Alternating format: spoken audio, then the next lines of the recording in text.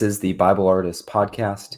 We love to discuss Bible shows, Bible movies, Bible adaptations, and kind of learn how they are bringing the Bible to life, and kind of sift through the different ways that artists are exploring biblical stories in creative ways. And we have so many Bible adaptations to discuss today. There's been so much news over just the past few days for us to get through. So before I get there, this is my co-host, Victor. Victor, thanks for joining us. Howdy. And Glad to be here. Yeah, like my kind of opening image indicates, we've got House of David Season 2, which is announced to be premiering October 5th on the Wonder Project app. Carpenter's Son with Nick Cage. The Chosen has a new Joseph spinoff, which we got some images from, or at least some kind of behind-the-scenes images during a live stream last night. There's also Light. We're not gonna even get to Light of the World, but that's coming out in just a couple of days. It's like a animated Jesus film by some people who were involved with Disney, which looks really good. And maybe at some point we'll get to discuss that. I'm hoping to see it with my daughter. Promised Land is going to be announcing its when it's going to be premiering and the platform and everything in just a couple of days as well. So that's going to be some interesting news that hopefully we'll get to discussing soon. Like I said, House of David, Carpenter's Son. Chosen Adventures announced that it's going to be premiering October 17th on Prime Video. And then also during the live stream that Dallas Jenkins did last night, he also talked a little bit about the David animated film, which was originally being produced in conjunction with Angel Studios, but it got moved under the 5 and 2 Studios umbrella because there was some legal issues between the creators of that film and Angel Studios. And then also The Chosen Season 6. We got a bunch of like background images from, or behind the scenes images from The Chosen Season 6 in the live stream last night. And we even got a small scene that was pretty interesting to look at. So lots of stuff to discuss. Victor, what are you like most excited about out of all the new projects that are kind of on there? I can't wait for House of David Season 2. That was my favorite thing from this past year, probably of all the TV shows I've watched, not just the faith-based ones, but I really surprised by House of David, and I can't wait to see what else they do with it. Yeah, I would agree with that. Like House of David, like I was like a little cautious going into it, but like I feel like the show just got like better and better as it went along. And yeah, it was really exciting. Had a lot of different interesting kind of things going on, interesting characters.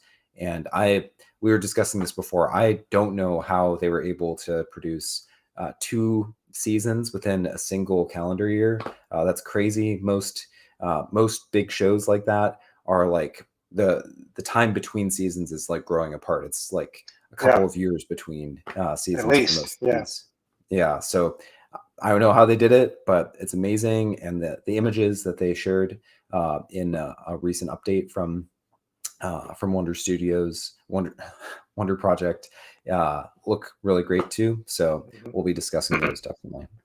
But let's start with the Carpenter's Son, because that's, I don't know, we'll get through that I think relatively quickly. But I'm curious what your thoughts were. So for anyone who is unfamiliar with Carpenter's Son, it was announced maybe a year and a half ago or so. It's as you can see, it's got Nick Cage in it. FKA Twigs, which I think she's like a rapper or hip hop artist, maybe, or and then so it's Nick Cage is playing Joseph, as in the adoptive father of Jesus, and this is kind of following during Jesus's childhood or maybe kind of teenage years, and it's a horror film, and there's some sense that like kind of the horror has to do with being the parents of Jesus. I think like they are going through some pretty dark stuff in this film. And so the teaser trailer came out just earlier, sometime last week. And in the trailer, we get Nick Cage being Nick Cage, kind of, being very intense as he's praying. We get, I assume this is her as Mary, and she's going through a lot. And then we start to hear this kind of demonic screeching or crying, and we see this guy approaching from the distance. We also kind of cut in and out some images that are clearly Jesus shrouded, because there's the crown of thorns here, and we get a quick cut of him like taking in a breath, resurrected. We think that based on kind of the synopsises of the film, it's probably not primarily going to be taking place around the resurrection. This is going to be taking place again during Jesus's like youth or childhood, but they're wanting to make sure that we understand that this is Jesus. So I think that's why they have that shot of him buried with the crown of thorns and being raised and stuff. But my big question, which I wrote about this on the BibleArtist.com, is this film depicting Jesus as like, is he this possessed kid? Is basically my question coming out of the teaser trailer, or is this just some random demoniac who is kind of attacking the Holy Family because he senses Jesus is there? If it's just like a random kind of demon possessed person who is kind of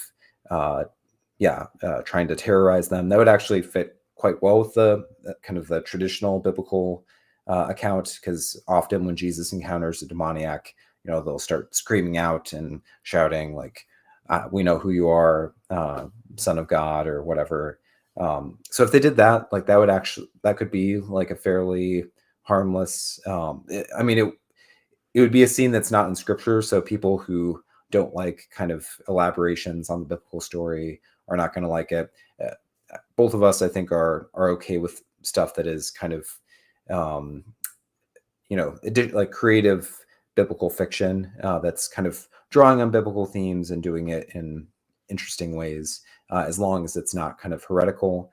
But if they're depicting like Jesus as this demonic boy or whatever, then that would probably cross the line into being heretical. So I'm curious, Victor, what your thoughts are. Well, kind of what you just said. I think this is the perfect test for being a discriminating Christian viewer. It's like, I would not walk into this film without having first done some research to see how is it depicting Jesus. Is he the villain in this? Is he is he still the Son of God, and does it follow the Bible with just some creative, not necessarily interpretation, but maybe other like Joseph or some other people may view all of these things in their own light, but it still portrays everything accurately. But like I say, if it's based on heretical stuff and it presents it, then I'll be happy to not go anywhere near the theater showing it. So it's like there's a line, but I think it's like if you do your research, you find out about it. I think you can determine for yourself if this is the kind of level of creativity you will allow to get into your Bible. Yep. Yeah, I think that's a great way to put it. Like, there is like a line somewhere, and some people, will get mad at, fans of The Chosen or House of David. Like, why are you allowing them to, add stuff to scripture? And, the response there is that, they're not actually adding to scripture itself. They are creating their own story, which happens to overlap with scripture, but is doing its own thing. And as long as that it's doing it in a reverent way that is not undermining scripture, most of us and the kind of the global historic Christian tradition says that's okay. Like, as long as you are not being heretical or undermining the core doctrines of the faith, doing some kind of creative stories, that can be okay. But if you start depicting Jesus as a demon or whatever, kind of one like in between position that I considered is that they're going to have Jesus kind of like struggling with the demon inside, like almost as their interpretation of him being tempted by Satan, or like struggling with Satan. I still think that would like be crossing a line into being a not acceptable by orthodoxy, but it might not be like quite as blasphemous as if they like do like basically if they depict Jesus as a demon, they're kind of taking like The Omen, or like that type of like horror film where it's about like a, you know, a creepy kid who has come to, you know, bring darkness, and they're like projecting that onto Jesus. And that's always been kind of my like worry, is that they would kind of do that type of story. Ironically, it's like it's not a new idea, because the Pharisees, when they see Jesus doing the miracles and all that stuff, they're like accusing him of doing it by the power of Beelzebub, or being like demon possessed or whatever. So this kind of slander that Jesus is actually a demon is something that we find like way back in scripture itself. But it would be very sad to see a film like actually like taking that slander seriously, and Right. depicting Jesus in that kind of terrible light. Yeah, And it's all for when like characters believe certain things that are incorrect. yeah, So whenever they show Jesus, like you said, as that is actually being accurate, that's when it becomes the problem. Yeah, it also just like I feel like it's like kind of beating a dead horse a bit, in that like you know, scandalizing Christians, and you know, Hollywood doing things that are blasphemous. Like, it's supposed to be kind of like edgy or whatever, but it's kind of like lost its edge, because Hollywood tends to do this sort of thing so often, that like, you know, most Christians I think will just like not go if the word spreads that this is heretical garbage. And you know, most non-Christians we're past kind of like peak evangelicalism or whatever, and so it kind of feels like it would just be kind of like, I get, you know, that they might be trying to like poke at Christians and like, you know, be. Yeah, I put it more as you know, there's this wave of Christian media that's out there, and it's just more likely for other people to want to graft onto that. It's like, oh, there's, you know, hey, I've got this interesting idea where Jesus is the bad guy, is the monster. I'm like, oh, okay, you might, you know, it's like Jesus is out in the world as more of a media concept. You know, now might be the time, they think, to jump on that bandwagon. Yeah. Yep. I'm giving it about a 70% chance that it's going to be blasphemous. Yeah. Not much that, more, but we'll see. I'm holding out hope. Suspecting. Yeah. Yeah. Okay. But I think that's probably enough screen time for that, because we've got plenty of other good stuff to discuss. So House of David season 2, which both of us have said we think is probably kind of the project that we're most excited for in the near future, at least. We got several images that were released from Wonder Project from the new season. So this one is nothing new. This is kind of where season 1 left off at the very end in episode 8. David had just killed Goliath, cut off his head, and he was kind of standing in kind of no man's land between the Philistines on one side, the Israelites on one side. And once both sides realized what had happened, they kind of came charging together, and that was where season 1 left off, at least as far as David's story. And so this image, I think, is just in part, you know, it's reminding us, like, you know, remember that cool scene that happened in season 1? Well, you can expect more of that stuff. It's also giving us a hint of, like, you know, we're going to pick up right where season 1 left off. So we're going to get that big battle that was just about to be joined after Goliath's defeat. So we'll get, you know, a lot of action with all the different characters that got built up in season 1. So, yeah. And then these images, I kind of label these as like, remember these guys, or remember the story, because they're not really telling us like a whole lot of like new information. Like, yeah, we know that King Saul is probably going to be fighting some people. We know David and Mychal are in love. We know that Saul and Queen Ahinoam are probably going to have arguments and do some scheming and stuff. And then Samuel is just kind of standing around being Samuel. But I feel like these images are out there just to remind us, like, oh, you love these characters, right? So remember, like, they're going to be back.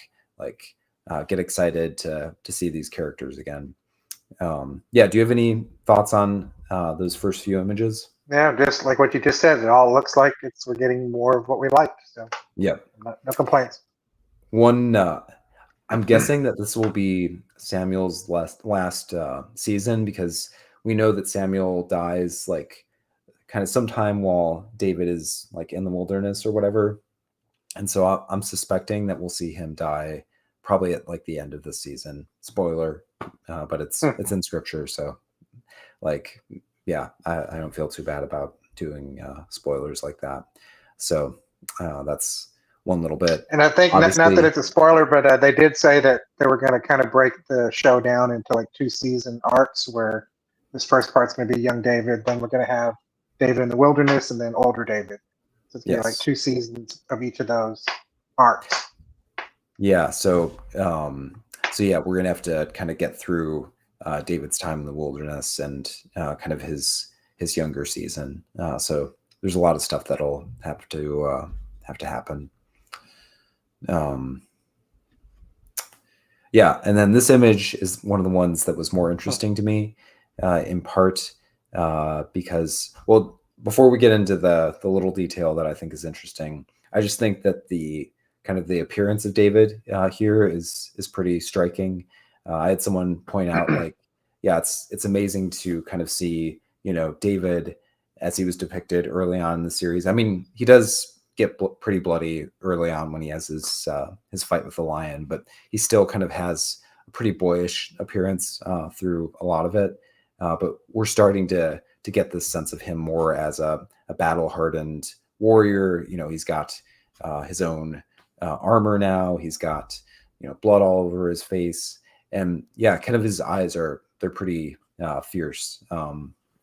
Yeah, do you have any thoughts on kind of the appearance? Like I say, this is what made me the most excited, because this is the, you know, David has his 10,000 image. It's like I was saying last year, I was kind of like, well, how are we going to make this little boy looking guy look like a hardened warrior? Well, they did it. I mean, it's like, you know, you put some cool armor on him, put some, make him look a little taller. I thought they were going to cut his hair a little bit more, but it still looks pretty good, and he looks like like what is going to be a king.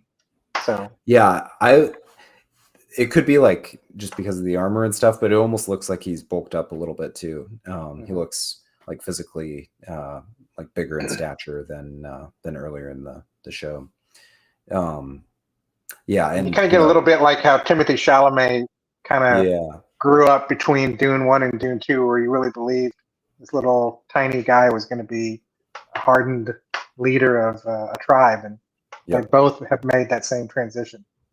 Yeah, and I like that you brought up so there's this famous poem in the book of Samuel, which is what causes Saul to become like jealous of David and kind of puts him on this track that eventually leads him to try to kill David, where the women, and I think it's very significant that we've got a lot of women out here watching him, because they could be potentially the ones who end up singing the song. So they start singing the song in the streets of Israel after kind of David has started to have all these different victories, and after he's kind of slain all these Philistine warriors, and they start singing, Saul has killed his thousands, but David is tens of thousands. And so they're basically saying that David is showing up Saul on the battlefield. He's 10 times more, effective as a warrior, or strong as a warrior, or whatever. And so Saul becomes kind of envious of David's fame and glory, and he also becomes paranoid that because David is so popular, and also because David will eventually get married to his daughter Mychal, he could be a potential rival for the throne. And so that's going to be kind of one of the major conflicts of season 2, is Saul becoming kind of suspicious of David. But the little detail, which I've brought this up in different contexts, and I put it in the kind of the opening image, is I think that we are seeing David's kind of gross bride price that he has to pay to Saul in order to win the hand of Mychal. So back in ancient cultures, getting married, you know, it wasn't just like boy meets girl and the girl, you know, says yes when he asks her to marry her. You had to kind of pay a bride price to the girl's father. That's just how patriarchal cultures would work.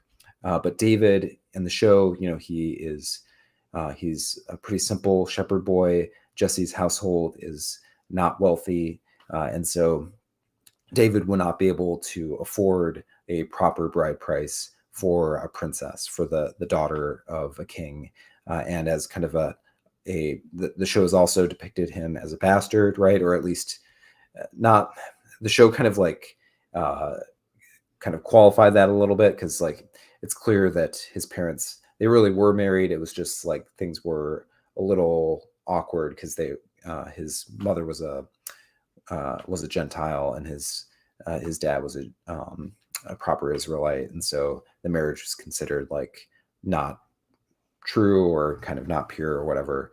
But there's at least this implication that David is considered a bastard by a lot of people. I hope I don't get demonetized or whatever for saying that. But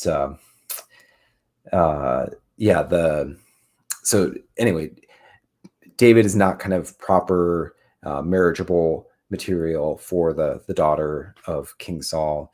And so David is like, he wants to marry Mychal, and Saul even kind of is wanting to have David like try to marry his daughter, because he thinks that he can use this as a kind of a way to control him or a way to get him. And so Saul, he comes up with this plot where he is going to try to kill David by setting him kind of this impossible task that he has to complete in order to win Mychal's hand. And so he says, as a bride price, I know you can't afford a proper kind of monetary bride price, but just go and kill 100 Philistine warriors and then circumcise like their foreskins. So, this is at a time where Jewish men were the only ones who would generally kind of circumcise themselves. The surrounding pagan cultures would not practice circumcision, and so the men from those from the Philistines or other kind of pagan cultures would still have a foreskin on them, and so one way that kind of Saul could kind of confirm that David had killed 100 of the Philistines on his own is if he like cut off their foreskin off their thing and brought it back, almost as kind of like scalping enemies in like the Old West, or retrieving their heads or something. But it's a little easier to collect a foreskin, as far as like it's not as big of a thing to carry around. And so my theory is that that's what's in this bloody bag that David is holding. That it would be a pretty bloody business to cut those things off. And so I'm guessing that David has collected them in that bag, and he's on his way to present them to King Saul after kind of successfully completing his allotted task. Actually, he doesn't just do 100 like Saul asked for. He does 200 and kind of exceeds this already kind of excessive demand that Saul has placed upon him. So do you think I'm right there? Am I like? Yeah, I think that's 100% accurate. I mean, that looks like it's farther along in his journey, so it's going to be something he's going to have to be doing. We know he's going to need to do whatever he's got to do to get Mychal. So that we know that's coming at some point. So he's going to have to do something, and that is what that is. So Yep. And he looks like he didn't enjoy having to do what he had to do. Yeah, he might be a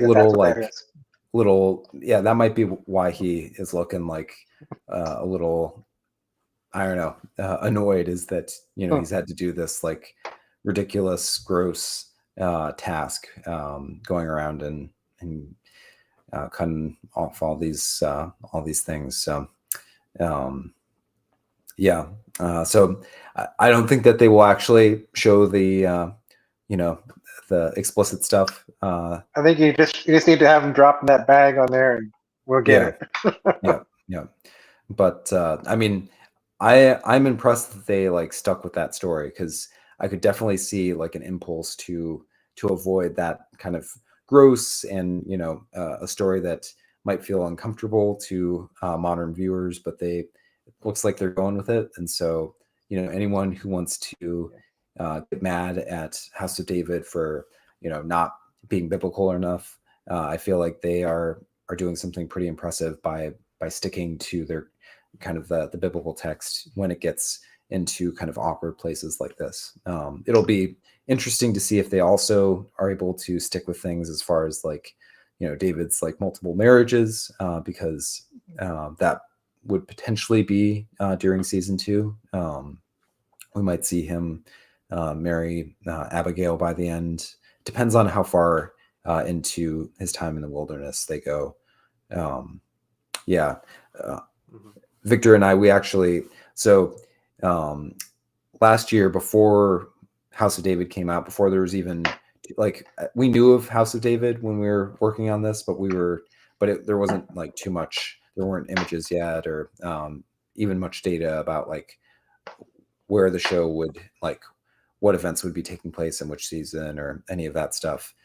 Victor and I, we did our own kind of theoretical adaptation of part of the story of David, but David was not our main character. It was called David and the Outlaws, and we were actually following some of the outlaw people that join David while he's in the wilderness and become kind of his followers. And so we're kind of doing the Chosen approach, but with David, where like David is not our point of view character, but he is like a very important character that things revolve around.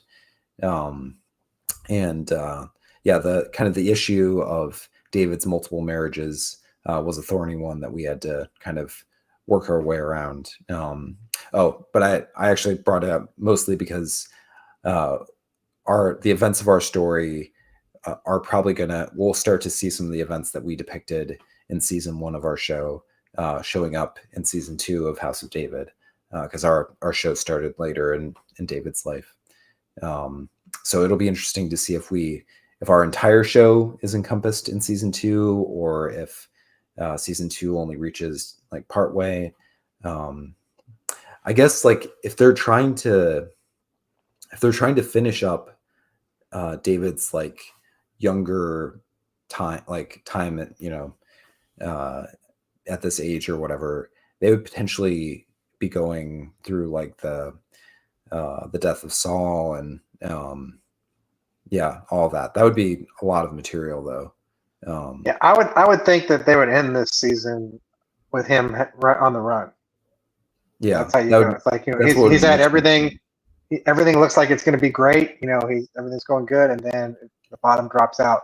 He's got to go on the run, and that would be a great lead into jumping forward a year or two, or however many years it needs to go before he's kind of established a little bit. Yeah, but I mean, I think they're going to want to at least do some of the on the run stuff. Like, I can't see this them season. skipping. You mean this season, or you mean next? Oh, okay. So you're thinking like they may do a time jump while he's on the run, and we may come back to him and he's been on the run for maybe a few years or something. Okay. Yeah, that would make sense. Yeah, I could definitely see that. But at the very least, I think we would get the massacre at Nob, because that happens like kind of early as he's like just going on the run, and that would be a pretty like dramatic moment also to to depict. And they've set up Doeg and all of that, so I think we'll get Nob and so probably the Ahimelech like fleeing from the priests and stuff. So I could see him kind of like maybe getting to like a fortress, and being kind of like his band maybe starting or something, like kind of setting up this idea of like him being on the run, having followers that are like starting to flock to him. And then we skip ahead a few years and he's become this captain of a much larger crew than where we left him. Yeah, that would make a lot of sense. And then we could do some of the famous scenes of, David catching Saul in the cave and all that stuff that we had fun depicting in the Outlaws. Okay. Yeah, that makes a lot of sense to me. Just finishing up on this, though, I have a feeling that they're going to find some other way to describe what the price was besides actually calling it what it is. That we won't ever. It may just be vaguely alluded to it, where if you know your Bible, then you know what it is. But it's like, hey, it's like something like you have to go and get. Maybe there's another word for it that's less obvious what they're talking Like about. they'll use like euphemisms, so it won't like actually be changing it. It'll just be like not explicitly saying like go get the foreskins. Yeah, that would make sense to me. Because I mean that's the kind of thing that you'd have to really just sit there and like you'd have to spend 5 minutes explaining why that's a thing. And I just don't think the show is going to spend that amount of time to justify the history behind why that's important in this culture in the first place. They're just going to do something like, you need to go and get this thing, and they just say their manhood or something like that, to where it's more vague as to what exactly they're talking about. Yeah, or even like he'll say like, you need to kill 100 Philistines. And bring David back will be like, proof. okay, sounds good. I can do that. And Saul will be like, but I'm gonna need proof. And like that'll there you go. That's it right there.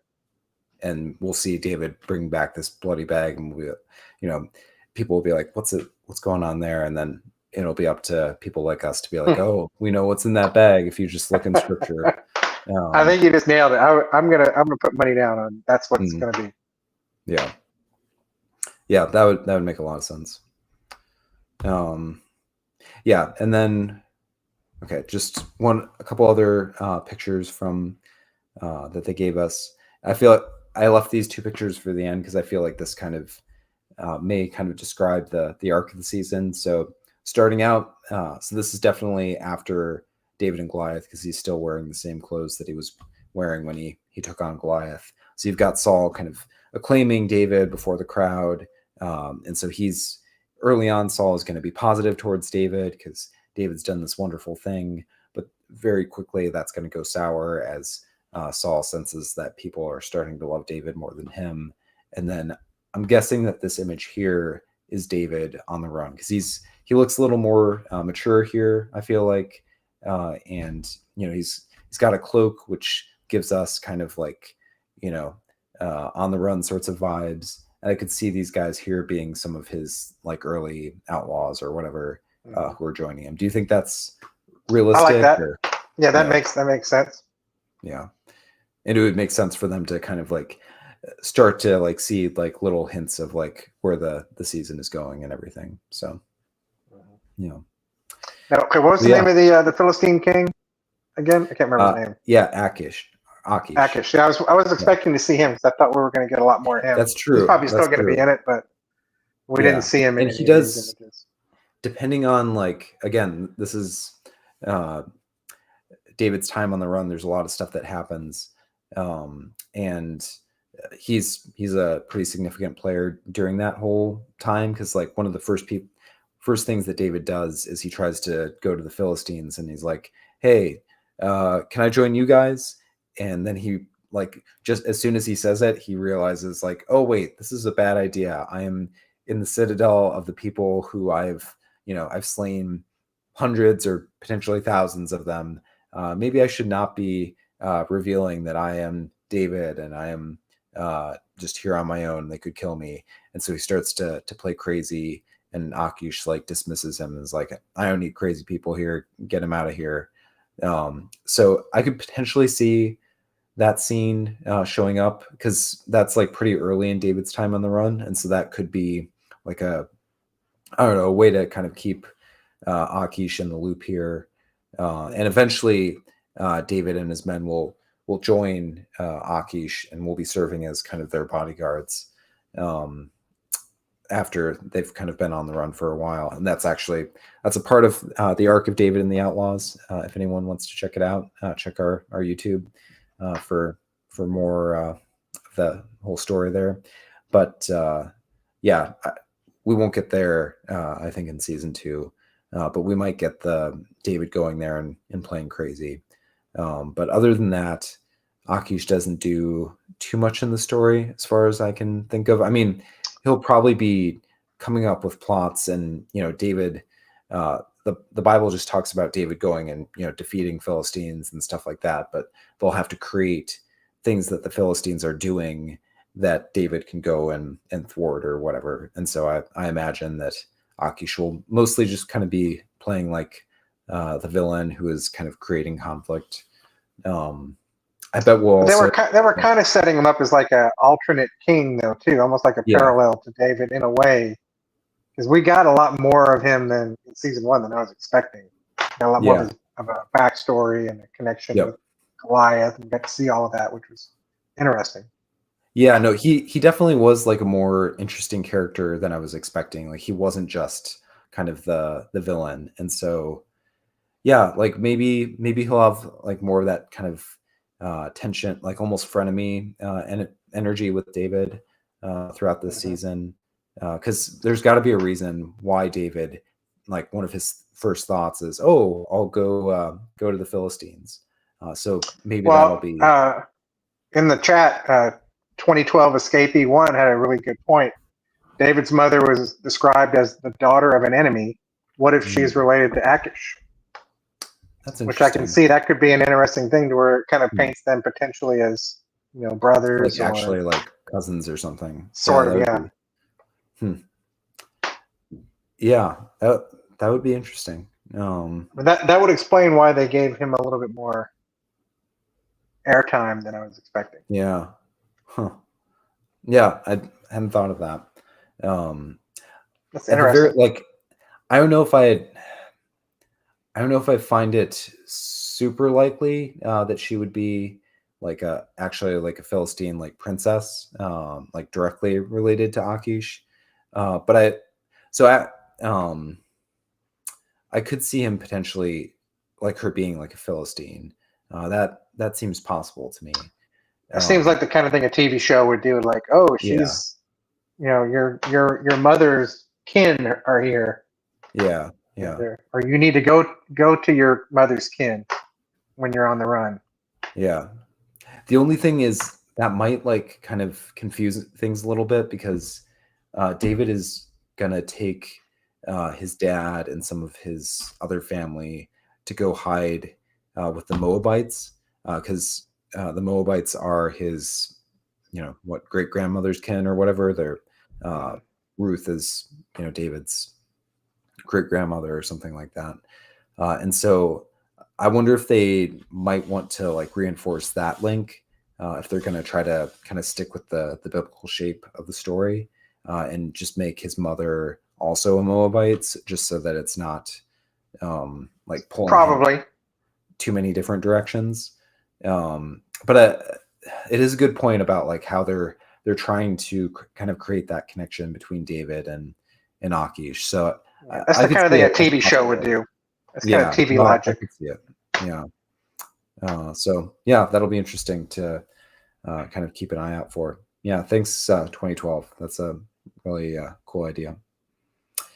Yeah. Any final thoughts on House of David season 2? I mean, we'll probably return and do. It might be fun to just like with The Chosen.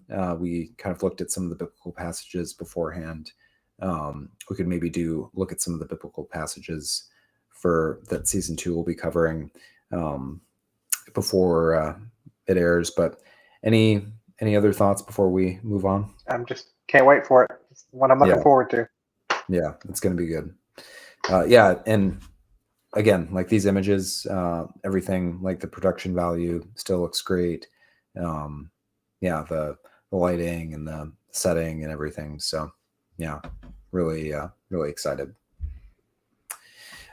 And then let's move on to The Chosen season 6. And so there were like lots of images in the live stream with Dallas. So I didn't like try to screen grab like all of them just because there was too much. But I tried to grab a few that were kind of like representative. If there are any that I did not grab that people want to bring up or discuss, definitely like throw thoughts in the chat or whatever. But these first few images that I grabbed from when they did kind of a montage of, some of it was like behind the scenes footage, some of it seemed like it was more just kind of like stills from the shoot for season 6. So I did some of kind of the arrest of Jesus and kind of everything leading up to his sentencing. So we've got, Judas kissing Jesus here, Jesus being brought by the temple guard. Caiaphas is here, so he's being brought before Caiaphas. Shmuel is noticeably here, and then we've got Pilate before the crowd, and I think we hear people in the video shouting like, why can't he save himself? And this is presumably like when Pilate is offering to release Jesus, and they want Barabbas instead. I'm guessing it's kind of roughly around there, and when they are shouting, "Crucify him!" And then here Jesus standing before Pilate. So that's probably kind of the famous conversation where Jesus says that he came to testify to the truth, and Pilate's like, "What is truth?" Which they've kind of been setting up that conversation with Pilate's discussions with Atticus, and kind of establishing that he's kind of this young man who, like, he's had a little bit of tutoring and thinking, but he's also kind of vain and not like super interested in deeper stuff. And so they've definitely been kind of building up to the biblical portrayal there. But anything interesting from any of those stills that stuck out to you? I don't know how many more you're going to do, but within this section, not really. I'm pretty sure. Didn't we see Nicodemus in some of these too? Yeah, I didn't get the Nicodemus image. I should have grabbed that one. Okay. But, we can just kind of go through them as we go. Yeah, I mean, so we can just discuss the Nicodemus one while we're here. So that'll probably be Nicodemus standing up for Jesus, and as the Sanhedrin is convening and discussing his fate, and Nicodemus will be kind of the lone one, or Yusuf may also kind of stand with him to advocate for Jesus, while the other Pharisees are condemning him. This second batch of photos that I grabbed, I labeled disciples on the run. So we've got, there's a little sequence where we see Simon Z running through the streets as someone is chasing him. And he's got kind of his hood thing, which I think we have seen him wear before.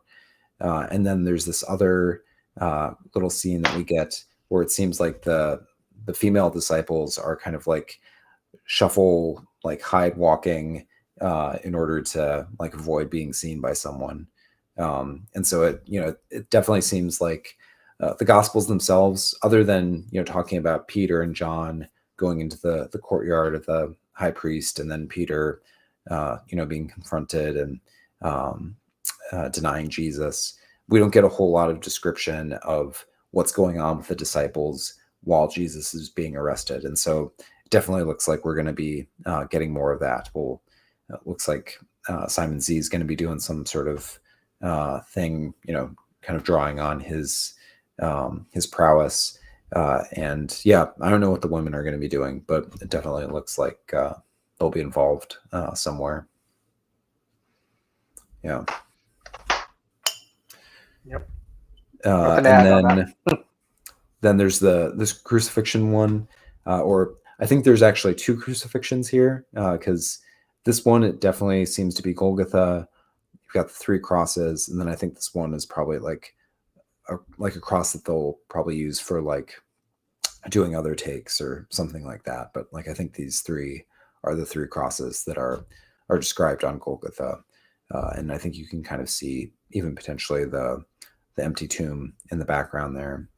But then I think these two, the other two images, I think are from a different crucifixion moment, because what we see here, with the 7 crosses that are raised, doesn't really fit with the biblical description. And so it wouldn't surprise me if they kind of like set up crucifixion a little bit more. Maybe they kind of like show us like some sort of revolt getting put down, and show how kind of brutal it is to kind of create a sense of dread and anticipation for what's going to happen with Jesus.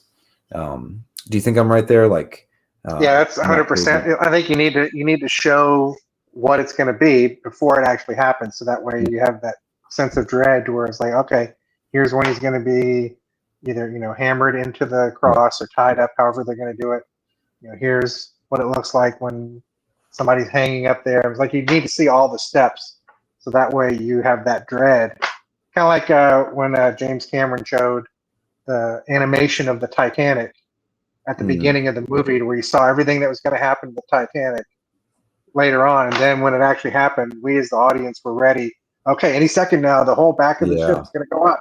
They got to get up there. So we're Mm, kind of, I think we know all of that stuff, and we can just be dreading it, even though for the most part, I'm sure this is the most well-known part of the story besides the birth of Jesus. yep. But I still think this is going to show their take on how it's going to look, how it's going to be played out. And I imagine they'll also use it to kind of like help us like establish kind of the significance of crucifixion, like how this is like this practice that Rome was using to try to enforce its version of peace, and just kind of like explore the idea of like, why Rome was doing this, Right. and like the effect that it was having on people, and It wasn't kind just of, something that they did with Jesus. This yeah, wasn't yeah, exclusive to him. This was something that was common, and why it was chosen yeah. for him to have that happen. And also like by having other crucified men up there on the cross, and we can see like how they are responding to their crucifixion, that can also serve as like a powerful contrast, that we see like, Jesus isn't like, it's not just like that this was how people behaved on the cross. Like most people are probably like screaming and cursing and Begging whatever, yeah, begging for death or whatever. for mercy. So it'll help to have like a kind of a comp, or like a Comparison. yeah, Comp. comparison. Yeah, I think that's, oh, okay. Well, so there was another shot of I guess it was one of the thieves on the cross. It's like it was one of the other two next to Jesus, and they did show him out. Did you get that frame grab I by any didn't get chance? that one. Yeah. To me, I thought that was interesting in that I don't know if that's a hint on how they're going to be showing it, because he was kind of just lashed up there to Yeah. the cross rather than nailed to it, and he wasn't very bloody. So I'm just wondering if that's going to kind of be, if that's going to be normal, and then they're going to really up the ante for Jesus to show that they did him worse, or they're going to try to, or if that's kind of how we're going to see Jesus also, where you're just going to have to kind of use a little bit of your imagination for how painful and bloody it got. Yeah, because I know that I've like heard somewhere that like Dallas said, I think like, if Passion of the Christ was like a 9 or a 10, that Chosen is going to be more like a 6 or something. So it's not, Right. they're not going for full, Passion of the Christ where he's soaked in blood, and we're seeing every little like that they're really lingering on like the torture and the gore of it. Yeah, so that it's possible that they just are. But kind of at least for down. Jesus, they're going to have to nail him. I mean, they can't tie him to the cross. So, do you think it's possible? I forget the image that you're talking about. Are you pretty sure that it was like one of the yeah, I forget. He said something that okay. made me think it was him. Yeah, because he says something about like say, like Something about we can't remember like, me in your kingdom, or he maybe even said that. Yeah. Okay. Yeah, maybe. Maybe they will kind of do some sort of contrast between how those two are treated versus Jesus. Yeah, that'll be interesting. Any other images or things kind of just from that, the behind the scenes kind of montage that stuck out to you? It just looked like, especially the shots of Jerusalem. Like, I know they went to somewhere in Italy. Italy. So I mean, it looks visually spectacular. Yeah. I think Yeah. we're gonna see it all on the screen. I know they shot out there for what 86 days. I think they said Hmm. they're out there shooting or something. So Yeah, and they had to increase the budget and everything, which makes yeah. sense. Like, yeah, this is especially like, if the Chosen is hoping to I mean, I know that this is probably not the first thing on their minds, but if there was ever a season where you have a possibility for getting some sort of award recognition, like beyond the Christian world, this would probably be when you would get it. So, Right. Yeah. Yeah. So then from kind of the behind the scenes stuff, we do get a scene from The Chosen season 6. So basically, it's between John and Malchus, the servant of the high priest, and we kind of established that their friendship in season 5, and this takes place after Malchus has let John into the court of the high priest, which is something that's described in John, the Gospel of John, that John had this kind of inside track with the household of the high priest, and so they set that up intentionally to fit with that biblical moment. And so we get a little bit of like rundown of what just happened, which sounds very much like the biblical description of the betrayal in the garden and everything. One little like thing that they noted that stuck out to me is I think John mentions how it's either John. Actually, I think this happens after John starts to talk to Judas. So Judas appears. I think it's very like notable that there's like bars between them. It's not that like Judas is actually in prison, but I think they are, symbolically wanting us to be like seeing like, he's in like a prison of sin or of, his mindset or whatever. So there's these bars between them, and Judas interrupts John and Malchus as they're talking, and he's trying to kind of explain what he was doing and why he was doing it, and be like, I'm not against you guys. I still love you. I still love Jesus. But if Jesus is the Messiah, then this won't stop him. He'll display his power. And if he's not the Messiah, then he's been doing horrible things, and he should be stopped. And John basically has to like kind of shoo Judas away because Simon Peter's nearby, and he doesn't want Peter to come and beat Judas up, basically. So that's kind of like a basic description of what happens in the scene. But sorry, the point that I was going to make earlier is it explicitly comes up that when the soldiers approach Jesus to arrest him, Jesus simply speaks, and it knocks the soldiers down, which that is it's in one of the gospel accounts. It's not in all of them, but it's the kind of detail that I could have seen them like avoiding. I could have seen them kind of focusing on how the arrest is depicted in the other gospels, just because it's like one of those more kind of transcendent moments of Jesus's power being displayed, him just like speaking and people like falling over.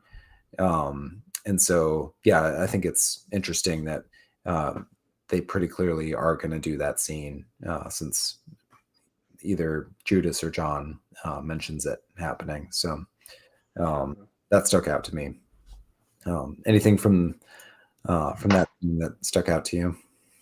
Well, just that they very, I guess, explicitly showed what Judas's mindset was. I mean, Yeah. he was very directly trying to trigger Jesus into, doing whatever it was he was planning on doing. Yep.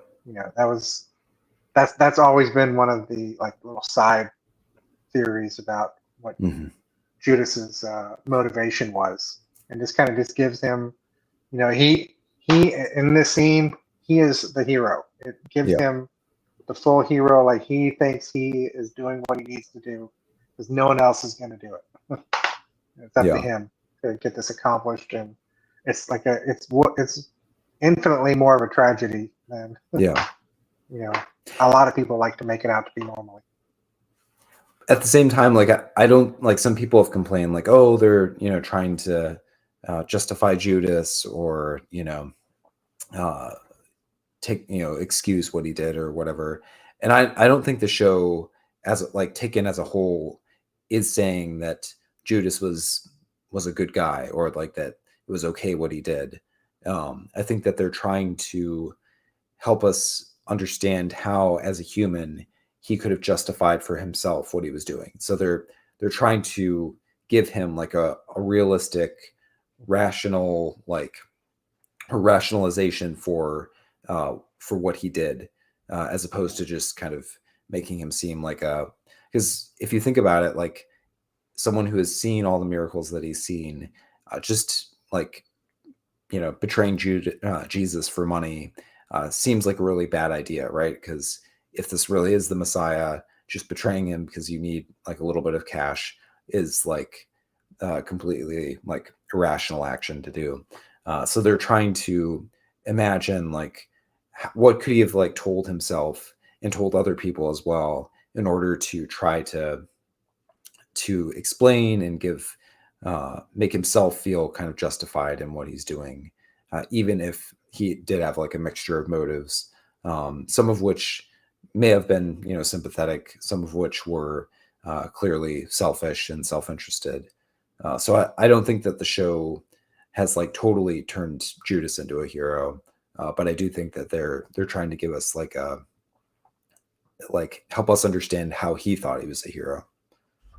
Right. Yeah. So I mean, not that he is the hero, but that in his mind, everything he's doing is justified, and in his mind, he's the hero of the story. He's not doing something. He doesn't see himself as having betrayed Jesus. He's seeing himself as getting Jesus to do what Jesus is here to do. Yep. Just making sure that happens. And in a way, it's like, I think, I never see Judas as a unique individual. I think all of us have the capability of being Judas. So, and it's like, we can be, confronted with the miracles and the majesty of Jesus, and yet still reject it. It's still possible for anyone. It's like we got to believe. That's what faith is. You gotta go beyond what your own sense of what you think is happening might be. Yeah, and I appreciate that they almost like give him like this kind of like snake-like logic where John is like, you're supposed to be acting on faith, and then we hear Judas like kind of push back and be like, oh, actually I am going on faith. I know that I don't understand anything or everything. I don't understand like when he's going to act, and like so he's able to kind of lawyer his way around what John's saying, which is, like you said, like something that all of us do. Like we get confronted with the truth, and sometimes our response is not to just like acknowledge our wrong, but we like try to construct like a way of like fitting what we're doing, what we want with like the truth, or right. So yeah, I think it's like a really interesting approach to Judas, and like I think it fits with what's like required by the biblical text, even if this specifically, they're creating their own persona, which isn't itself like fully required by Scripture. But I think the scene looked good, and I'm interested in season 6, although we've got a ways to wait before we'll be seeing it. Yeah, I think they said fall of 2026 for the first 6 episodes, and then the last 2 episodes are going to be a movie on Easter weekend or somewhere in there. So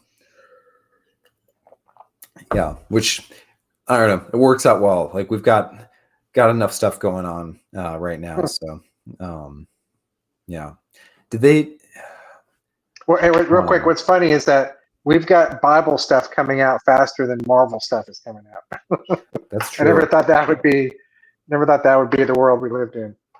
Well, I feel like the the 2020s are like superhero films are kind of on the decline, and Bible films, Bible shows are taking off. So that does make sense. Like if you think about it, yeah, we're moving away from the decade of superhero films and potentially entering into the decade of Bible films. Yeah. Cool. And then, yeah, the other big project that we got to see like bits of the kind of the setting and or the behind the scenes stuff from was Joseph of Egypt. So, you know, lots of kind of Egyptian looking stuff, like a pharaoh and Anubis stone relief or whatever. I don't know is this like sun god? I don't know, something like that. I'm not an expert on. I think that's just I think that's just one of the pharaohs talking to. I guess that's Anubis. But yeah, those could all be gods. But I think that I'm middle not one's pointing. a pharaoh. I was pointing with my mouse, but you're not seeing it. So yeah, I think Pharaoh talking with Anubis, and then someone else, and then below that, the wings. Yeah. I was thinking maybe that's like I think sun that's deity or something. Like Ra, I think. Oh, okay. Yeah. And then the other image, I'm guessing, is probably from like, you know, Jacob's family living up in Canaan, because we'll be getting, you know, lots of. So when they released cast list for Joseph of Egypt, they, you know, it started filming. We got to see some of the settings being built, and based on the cast list, it definitely looks like we'll be getting, you know, plenty of stuff happening back in, you know, in Jacob's family, and yeah, we'll probably be getting like this story of like Judah and some of the stuff that's happening there to parallel with what's happening with Joseph. Yeah, and they said this was going to be a mini series of just 8 episodes long. Yeah, so that's true. So they want to, the whole like, story is going to be. Yeah, which I don't know, that feels like roughly appropriate, given the, like, it is out of the biblical stories in Genesis. It's one of the more in-depth ones, but it also, I could see it fitting within a season. Yeah, there's not a lot of narrative things that it can cover. There's like 2 or 3 different distinct storylines, and then that's kind of it. Yep. And, you know, like, you can kind of imagine, like, we'll get like an episode to establish kind of the family dynamic, the conflict and stuff with the coat and everything. Probably by episode 2, you know, we'll have the falling out and Joseph being sold into slavery, maybe even as soon as episode 1. And then, you know, he goes to Egypt, and we'll see him in the prisons, Potiphar's wife, his time, you know, with the cupbearer or whatever, where he interprets the dreams, and then him kind of rising, you know, being brought out of prison, rising to Pharaoh's right hand. That'll probably happen by like mid-season, I would guess. And then we'll have like his family coming back, and the drama involving Joseph and his brothers. And then, you know, by the end of the season, we'll probably have Jacob dying and getting buried, and like saying goodbye to his sons and stuff. That would be, you know, roughly kind of the shape of the show that I would guess. Well, one way I would think it could possibly be done, depending on how much you're depending on the people to know the stories, that you could start it when his family's all, you know, going to Egypt looking for help during the famine. That's what's going on, right? And they show up, and because it starts off and they don't know that it's him at first. Yeah. So you could go there and they see this, you know, and he could play off of that for a while, and then we could do a flashback. So that might be an interesting way to do it. So we're like, oh, yeah. You know, do we see that he's like somehow he has risen to this incredible thing, and then we flash back and we see that it did not start off that way. Yeah, I like that. Yeah, I think if they don't do any sort of like connection, like explicit connection to the Chosen, then I think what you're doing would make a lot of sense, and that I could totally see them doing that. If they want to do like a frame narrative involve, like Jonathan Rumi or something, just so they can like try to really like connect the different series together. I can't see them doing like a frame narrative and then within that a flashback and like stuff like that. But if I guess it depends on like how closely these different series are going to be tied together. Like, is it just more kind of like, are they unified more just in terms of like approach and kind of DNA, or are they actually going to try to have? Are there any explicit things that would be happening in this next season of The Chosen that they could shoot something for it in the Joseph show to like really tie them together? Because it's going to come out, around the same time or whatever. It's not like they can wait until season. They're not waiting until season 7. Yeah, so we're going to get it. So if you're going to do as a tie-in with The Chosen that we know everybody's going to be watching, are there any obvious little flashbacks that would make sense to tie in with the two stories where you just have some kind of... I mean, so Joseph's story is very kind of typological of Jesus, because he's betrayed by his brothers, basically killed, he's put into the pit, and then sold into slavery, and his father thinks that he's dead, and then he is essentially resurrected, and God exalts him over his brothers that misjudged him or whatever. So like that's definitely like there's like a pattern there that they could try to like parallel to Jesus. It's the difficult thing is that like it's the story as a whole that has that pattern, as opposed to like, this specific scene, where it's like really easy to create that parallel. So that's why I was like wondering if they would have like some sort of like opening frame narrative where, this is like Jonathan Rumi, Jesus, like talking to some of the disciples. But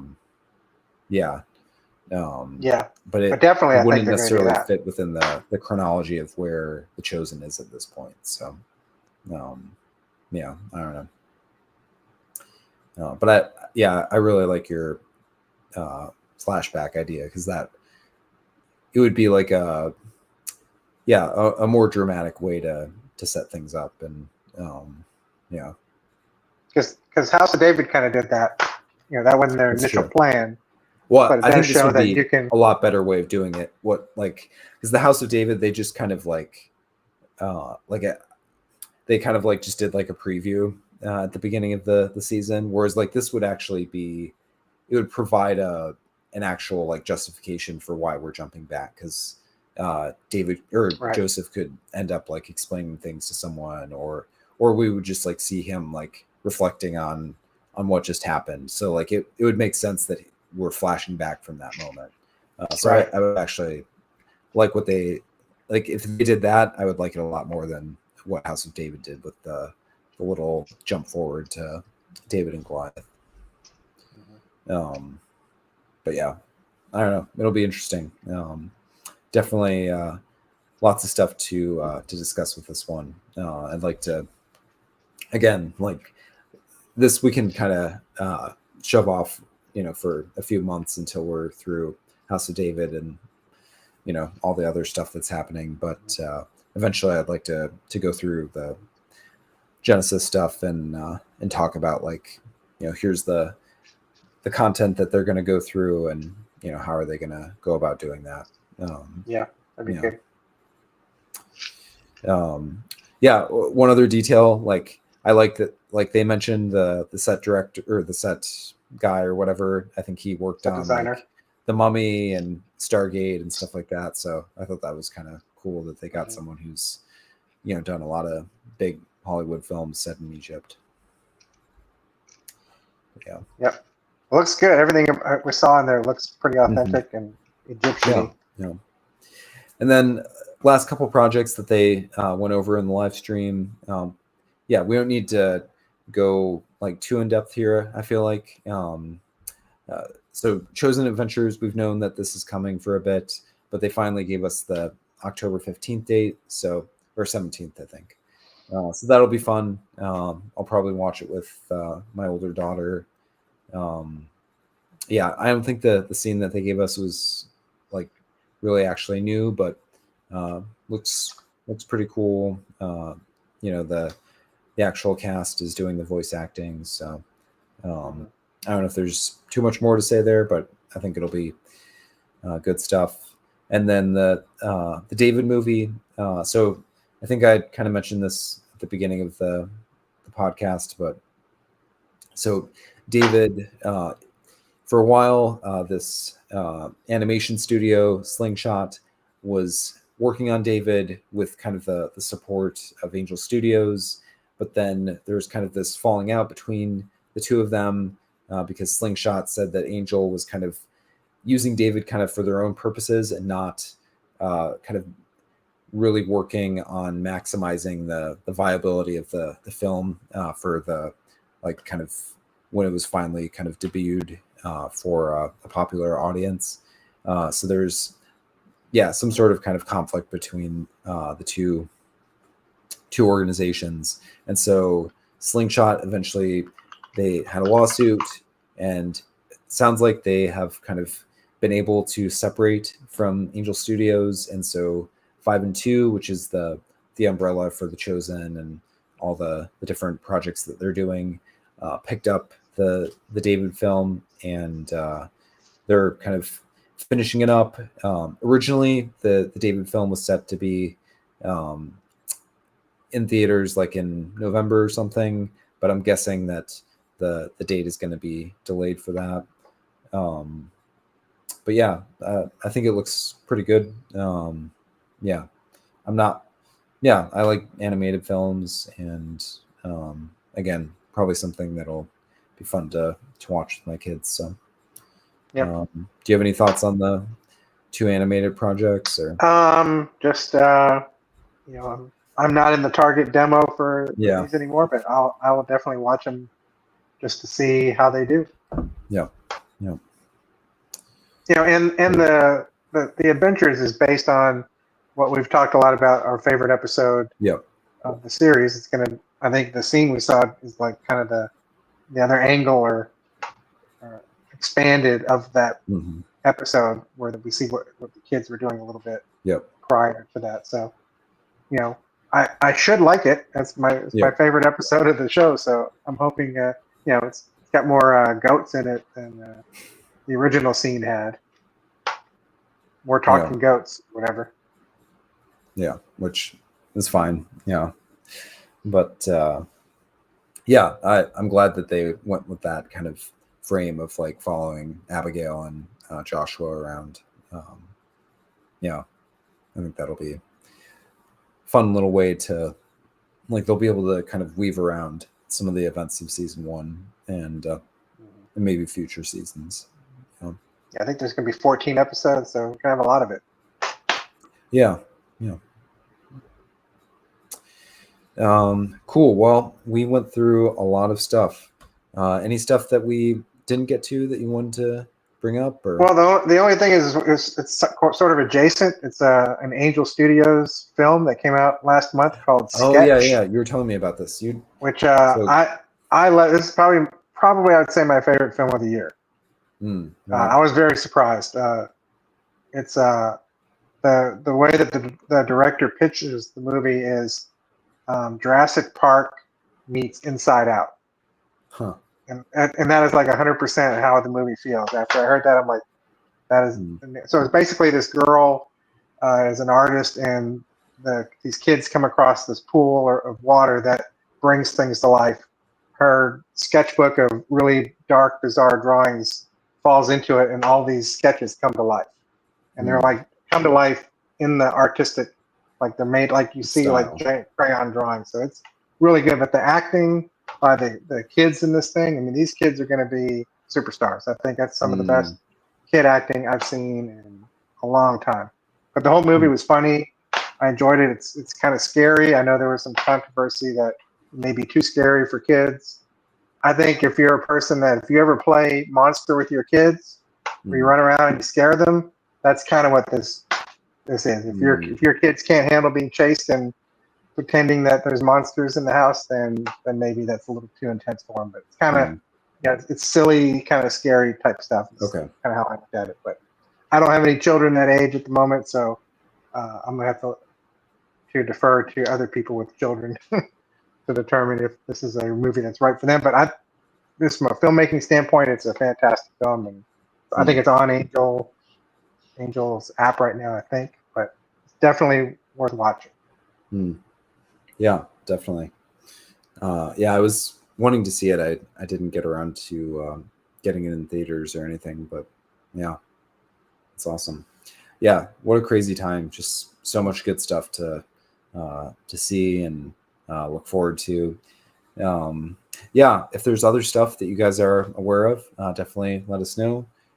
And also, if you're looking to study The Chosen or House of David with your church, definitely check out my website, thebibleartist.com. I've got analysis. I've also got Bible studies for all 5 seasons of The Chosen. I also just finished all 8 episodes of House of David. The House of David ones currently are just for my Buy Me a Coffee supporters, but if you want to throw me a bone and become one of my members, I've got all those things like in PDF so that it's really easy to print and use in your church. But also, I've got analysis and also, the YouTube channel. Definitely like and subscribe and check out some of my other videos and shorts. Like we alluded to, we've done kind of like hypothetical adaptations. We've done kind of discussions of the Bible passages that The Chosen is based on. We've just had kind of discussions of the different episodes of The Chosen season 5 and House of David and stuff like that. So lots of different content for you to enjoy if you are into Bible adaptations. And would love to interact with you. So feel free to leave comments, send me an email, thebibleartist@gmail.com. And I'm looking forward to continuing to dig into all this stuff. Like I was saying, like maybe we'll take some time to look at some of the biblical passages that we'll probably be seeing in House of David. And also there's like Light of the World. So maybe I might do a review of that if I think it's worthwhile. Just so much stuff to be looking at if you are into Bible movies and Bible shows. So thanks for joining us tonight. And I'll just say Godspeed.